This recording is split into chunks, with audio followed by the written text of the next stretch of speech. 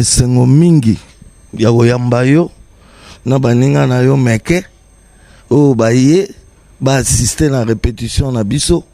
En tout cas, je vous assure que ça va vraiment cartonner, mes amis. La journée du 30 juin, la mise en jour s'impose. Donc, Wenge est au grand complet à Kinshasa. Les présentations, elles seront individuelles. Je te remets le micro. Ah, est-ce que mémoire est ça là? Pour un message, Moussou Alimbonda Zawana, l'Axabiso Alimbonda, Yewana Alimbonda, l'Axabiso Nkokota. Eh, Nalingaka Nayebaeto, comme le Kolanga Libumoye. Nkokota. Seguin Zalia Wanabiso. Bonjour Seguin, Yopozali. Titinal Kapon Azali. Nasimanayo. Kusangila Lutu. Yeyo. Yopoyaki? Bien sûr. Au moment de la présentation, je compte. Fikare, Yewana, Azaliawa, Fikare. Adolphe Dominguez, Yeyo. Blaise Boul Azali. Dans l'Axabino, qu'on avait vu Wenge pour les cabinets.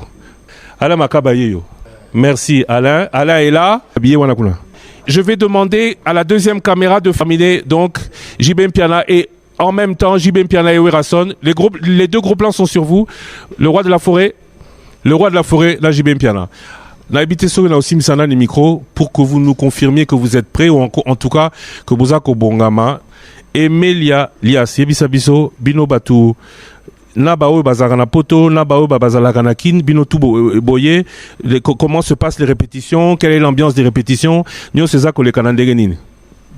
Merci Papa Christian. Nyo César le Gamalamu. Il y a le bosso dans nos zong merci mingi na badimisateur na président JB na président Ranson na ale makaba prince et puis na Didier Massé là ils ont voulu que tout zone al-susu ndenge zalaki vraiment matondi na bango et puis tu es vraiment pour tout ça là tenir sous plaisir et puis na ba ingénieur c'est le boule et puis Adolphe Dominguez babaza ba yaya ou bandimaki que tout ça na susu vraiment bana kin bana monde entier na bi que jour on a ba exploit nyosu na sala na basali ya minene o iza martyr don naro la grave do ba ya ibele la grave. Donc nous sommes, je le disais tout à l'heure, en direct de la salle Showbuzz Thierry Kambundi où Bangonyoso. Comment s'organisent les... Qui peut me parler des répétitions? Alain Makaba, comment se passent les répétitions ici au Showbuzz? C'est tous les jours? C'est 2 fois par jour? C'est 1 fois par semaine? Vous êtes organisé comment? Du lundi au vendredi. On travaille 8 heures par jour. Donc 8 heures ya musala pena makasi ko bongisa banzembo ngo ezala ndenge ezalaki plutôt bakisama ba bilengi muso asika voilà quoi. Bongisi banzembo presque nyoso oyo esala oyo markatan na biso et siko net na kati on a to ça la sélection ya kobimisa auto beta voilà quoi. Donc vous répétez nyoso mais oyo boko beta le jour J boyebi na noté. Si tu es déjà, tu es déjà mais bozo répéter kanyoso. Oui parce que bon ce n'est que le début du commencement. Hein. Ça se passe comment l'ambiance pour ces pelicos là ensemble? Est-ce qu'il y a encore des marques? Batumusu ba bossala wenge ba ezandegeni. Yo muto simbi guitare, yo muto simbi mouvement. Est-ce que tout le monde est dans le ton? En tout cas, ils ont un vélo, hein. Donc vélo sur même qui ont mingité, tika qui ont jour au matin et matika au Kemba la moko. Donc ils ont que les nions sont très bien. Ça tourne vraiment bien quoi. Merci beaucoup Alain Makaba. Bon, j'allais te demander quel spectacle. J'ai envie de poser la question à Werason. Bon, et Zanini, et Zandeni Werason, et Zandeni spectacle Andeni. Bon, en fait, bato ba roya la biso ba ko sepela c'est-à-dire la surprise des amis na ba spectacle to présenté le 30 juin. Bon, to jouer mi na répertoire, c'est-à-dire total la banzembo to travail depuis 25 ans. Et on to classé en haut de to beta mais par on a ba surprise ba spectacle pe au salama na ba entrée na kati na souka pour bato ba rotal la biso ba plus de 150 000 ba aux allez belé. Bon, moni concert aux beta ba belé ba surprise ça là. Ba break ba spectacle les ali ba rumba na biso pe ezali ba générique na biso ezali ba temps mort mo ezali donc vraiment ezali spectacle mot donc riche en couleurs, c'est-à-dire de makambe belé ko ça bien pour te dire que ba génération sous oyo l'air to kabona ça fait 25 ans ba mon na biso pe souté ba roya pe na stade donc photo surprendre ba mon makambe ça Mickey c'est ça quoi. Mais si qu'on a que la pessimiko pa jibem piana na tunae banzembo yo beta maizani banzembo yo ti boza sous ensemble teto banzembo soupe et kokota on a annoncé de nouvelles chansons kokota ba studio tout ça banzembo on a payé kokota toté. Merci d'abord Christian de Sakweno papa Christian ne ba bengarayo merci ne talabiso vraiment to seigneur merci mingi.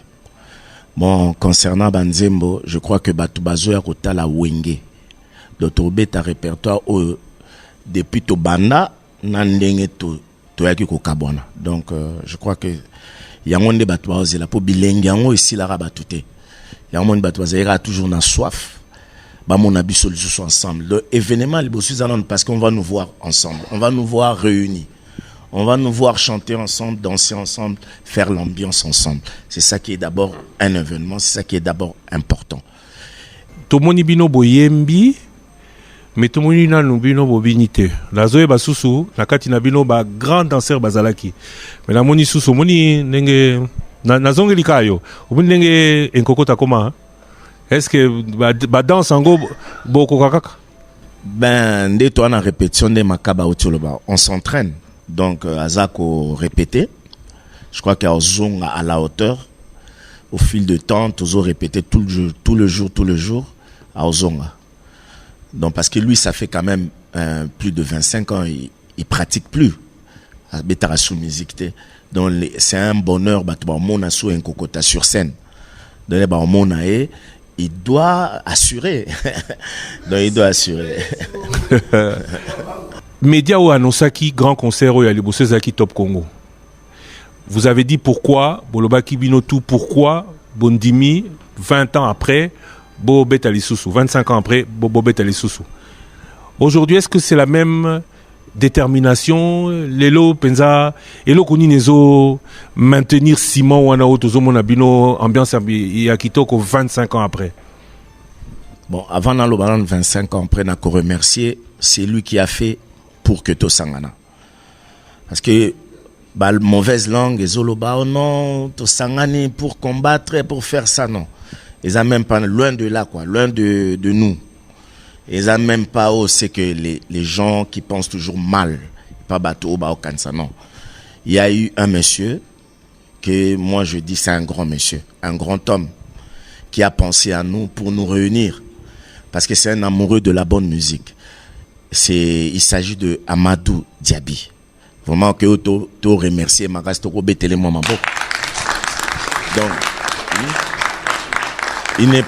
il n'est pas seul. Il est avec son associé, Monsieur Bachili Samba. Donc, on remercie Nanouye Bango, puisque Bango ba sangisi biso parce que baza ba amoureux de la bonne musique. J'ai eu à parler avec Bachili, on était tous là, le billet à découvrir à Wenge, Nanze moi Nikide, à l'université, à Zéran Mona Mouké. Nikide Nzemo ya Werason. Voilà. À Banao quand on a université, c'est un ami à lui à Yokisaka Yango. Donc, les basolo pen Amadou non, moi j'aime aussi ce groupe depuis longtemps. Et ça li que basangi si biso pour na cause ya bien pour la musique to like ça. Bon exemple dans la République démocratique du Congo, pen Afrique, même surtout que plus loin même dans le monde que to sangani to za réuni pour na bolingo. Donc batou bako kabona pe bako zongana et ça normal. Tu peux cet exemple là bien surtout dans nengembo kana parce que comment ba tribalisme tout ça fallait donner exemple là bien que Congo tous à la uni tous sangana yangonde et c'est là qui concerne la réunification. Voilà.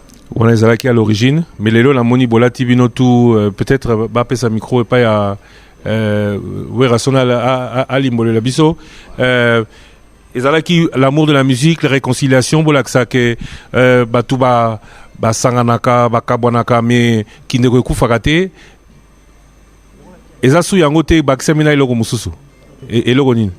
Bon yango je crois parce que j'ai balé presque tout hein ko sangana o eza c'est symbolique. Tant que vous sangani bino sika moko eza geste moko bien apprécié que ko sangana ba trouvera toujours solution na ko sangana na koyokana ngana yemba solo la bien ça dit tant que vous sangani bo solution pe komonana ya omoni que c'est que to kutana ndenge jiba otoloba vraiment grâce à notre producteur jeune Amadou Diaby na Bacheli au basali effort que biso to kutana supo ça fait 25 ans le kuta mabe ba meka kama kambo ebele il faut dire la vérité ba chap ba moyen ba mbong ebele mais simbarate dans un moment où et c'est li que Amadou mtakoki makamwa sangisa biso voilà donc sangana oyo c'est symbolique batu mingi pe ba sangani batu mingi yango moni même phare de ce tola tiawa lelo tebi ke mboka na sotsa na problème mtako boya ngwazati toza attaquer bat bazo kufa du jour et du jour. Alors biso na geste oya ko sangana to nimito sangana c'est bato nyoso pe na Congo bazala bo moko pona ko soutenir FARDC comme biso za ba modèle biso le to pesa guna musique génération na biso yango lelo et boti ba génération ebele au monde mebi siko tozuli kansi oya ko sangana mais te ko mona ke bien que tous un événement mnino bato za kozela te bi que tous a combattu na mboka deux ans problème en fait tous a problème très grave au lelo ke na este ba problème ezali bazo bombande ko na biso alors yango biso to lingi la paix to lingi paix qui miezala pour ceux qui pesate moi biso beta musique ezate moi ba fana ba soma ba disque ba CD ezati alors paix à biso lelo musique eza a fait donc sans frontières tous a ba fanatique partout dans le monde na ba pays sur Afrique ba fana so bazali donc biso il faut tous à la gare tout ngaka paix ezala yango to lati biso so ba FARDC ezali geste symbolique pour que ça ba congolais nyonso ya Congo biso zali derrière FARDC et puis nous lancer message morobo tu dis que je m'excuse le sakone bi que na radio na yo bat miso azape ko attaquer bazol ba makamba be s'il faut dire la vérité mususo concert wana kutu soit 10 ans tu ebi ba fiti ba sala makambo wana biso to laxi bonne foi yango D'ailleurs kuna ba projet oya biso ya conseil ezake protéine sur le bec mbongo wana soki côté balongola une partie ba otindango na ba femme violée na este et puis encourager ba faire des bazo buna bitumba biso mo to ndimi quand même to se sacrifier to beta concert mbongo pe ya biso ekota na kati bo yus comme to zolinga makamba concert betate contribution no ezanine na limite za na mwa bike non comme toi na problème na moka en tout cas banda lui a fait na démissionner na ça sous musalate non to travailler mais to ba ki côté mo to za na problème donc il faut que tu as le beaucoup ko aider ko contribuer pour nango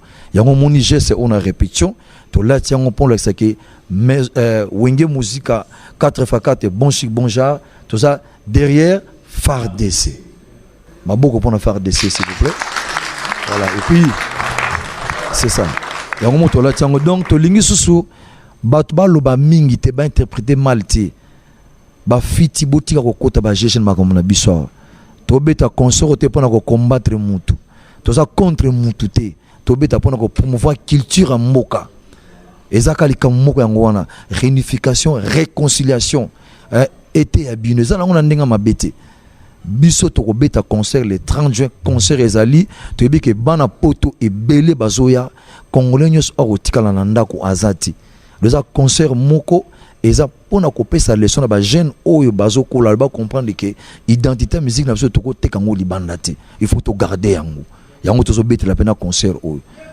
Merci beaucoup. Merci beaucoup, merci à vous. Pour la Osukisa, je crois le mot de la fin, Toroti que la Jibé Piana Loba.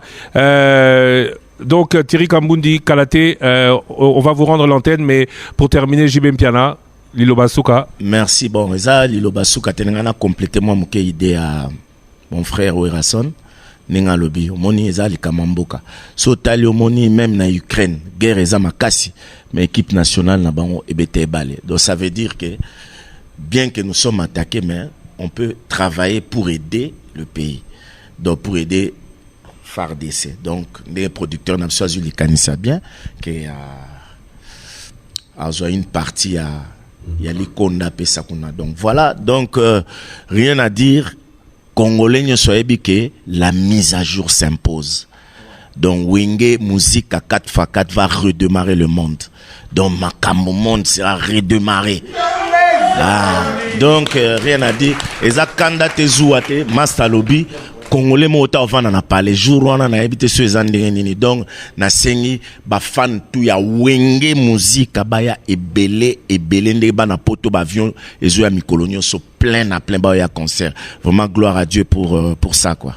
Thierry Kambundi oyebi ndenge nazali non tokosi ekosi la boete pona kosi lisa na kosenga message oyo eloba mana minoko misusu toyo qui était Adolphe Lobango na Swahili. Pourquoi Bozobeta? Oui, Rassola Lobango na Kikongo. Pourquoi Bozobeta? Chitukalo, alors la Chiluba. Donc, ils se sont trop moqués de mon lingala. Je veux montrer maintenant que la Zaka à côté. Tobali Nanoula, yo Adolphe. Bandoko yango bote benyembi kokule este. Sisi batoto ya Wenge, musique à faux by faux. Tuko sibote derrière FARDC. Muko bandoko yetu. Mungu atusaidie sana hii vita ishi atupendete na vita hii que Dieu bénisse le Congo. Merci. Rendez-vous le 30 juin. Aksanti sana Nduku Adolphe. Mpangi Werason. Bon, Bampangi na beto ya Grabandundu Congo central.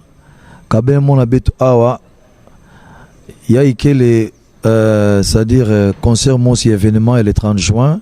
Bet mesala yo sans mots na kusangisa batu nyonso koma batu mosi vraiment producteur na beto ya Kejina Amadou associé na Bacheli vraiment na sécurité na beto ke bon na li konzi protège vraiment en tout cas me pesa ben nyonso mbote ben kuisa na concert na beto le 30 juin ben kuisa kutala koma betabula concert bana ba Congo bana grand bandundu yake mpangi na beno vraiment conseil mo ya réunification et réconciliation yoke conseil mo ya bien ba polémique yo vanda bien et vanda ve beno kuisa en tout cas muso la ben mingi merci beaucoup Matondo mingi mpangi pasa kusangela alenga bakisana Kikongo ouais Achiluba même du moment Achiluba mi chukwa kula kakesi Même dit patient Kousangé la loto. Bon, je préfère parler en Kikongo parce que non, là, tu le vas bien.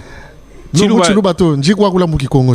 Bon, sous bamfou orchestre na betu boya ibome tuba déjà, c'est-à-dire concert il y a le 30 province ya bano nyonso kwangu masimandi mabeno nyonso na mfinda wona beno kusa na Kinshasa wa betre bula le 30 juin wenge muzika tout terrain 4x4 wenge ya fondateur Didier Masela wenge ya président Jibin Piana wenge ya Mbuta Ramu Ranson wenge ya Prince Ale Makaba wenge ya betu nyonso Blaise Boula Adolphe Dominguez betu nyonso betu kelawa veut dire muntu kutina ve ben kuisa beta bula musique ben ta kina mbote merci Adi Kosuki sa toko benga parce que cet orchestre c'est vrai que l'émission et ça mina lingala toko benga Blaise Boula atinda pe ya maloba asakura epe voilà merci beaucoup donc lingala groupe teza bongo langue to bengo national kaka mais pona ko sala plan ke toza bon bimba pour moni kutu belobami chiluba elobami kiswahili elobami lingala pe fo elobama.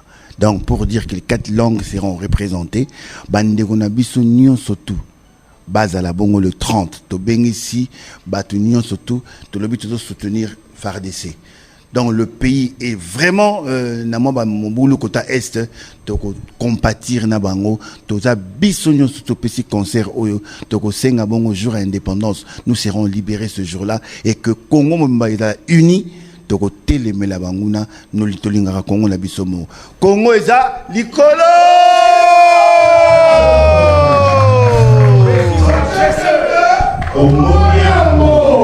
Toza. Merci Thierry Kambundi Tokomia on a souka émission na biso avec tout le wenge au grand complet. Merci Nabilo Semeki Nkwezi Boningo Azobeta Otungisangai. Merci à vous Thierry Kambundi, je rends l'antenne. C'est donc le 30 juin, c'est donc une réalité. Bazali Bango Nyoso Awa Bazali Kobongama pour le 30 juin. C'était donc en direct du Showbuzz avenue Colonel Monjiba dans la commune de Kitambo Ngalema, enfin juste avant le saut de mouton de Yassosimat, Cristal Usakono Yabino. Je rends l'antenne à Pigeon. Azali,